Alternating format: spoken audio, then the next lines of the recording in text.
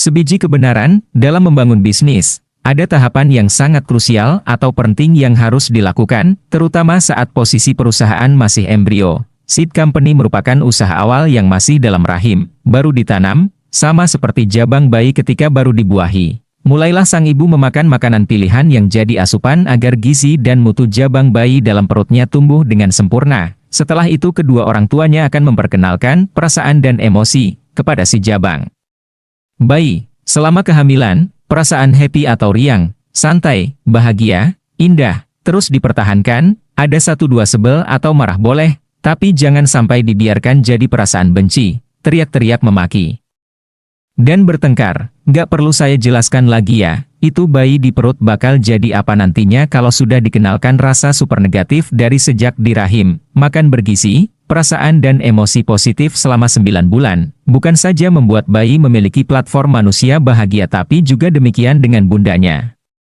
Kemudian setelah bayi lahir di 5 tahun pertama persepsi dan logika baru dibentuk, itu tugas yang berat bagi kedua orang tuanya, yang lebih berat lagi karena di masa ini belief system dibuatkan platformnya. Saya bahkan bisa menentukan bahwa kaya miskin surga neraka, pilihannya ke depan sudah 50% tercetak di sini. Oke, sekarang kita kembali ke masa seeding dan inkubator, dalam dunia pemberdayaan diri.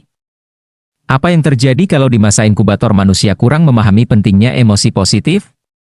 Atau, bagaimana kalau ternyata manusia itu keburu lahir?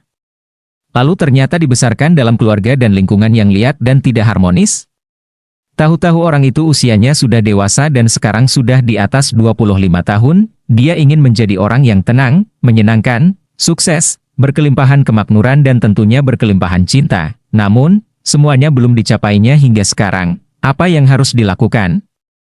Pertama-tama, pikirannya harus di-cleansing. Teknik Gibberis cleansing harus dilakukan terlebih dulu sebelum sebuah seed atau bibit kebaikan di tanah, dipelihara dalam inkubator agar tidak digerogoti oleh pikiran negatif, hingga bisa bersemi. Bagaimana mempertahankan biji benih dalam inkubator merupakan skill tinggi yang harus sahabat semua miliki. Saya pasti akan mengajarkan dan mempraktikkan bagaimana kita membedah unconscious dengan stacking reality. Pengalaman saya, teknik ini yang paling efektif. Mungkin karena para profesor guru-guru saya jauh lebih memilih teknik stacking reality ketimbang nested loops dalam memelihara biji benih pikiran dalam unconscious mind. Jadi, cleansing itu wajib sebelum biji benih ditanam. Ngomong-ngomong saya ini nulis sendiri, komentar sendiri. Memangnya ada yang butuh ya? Ada yang peduli ya?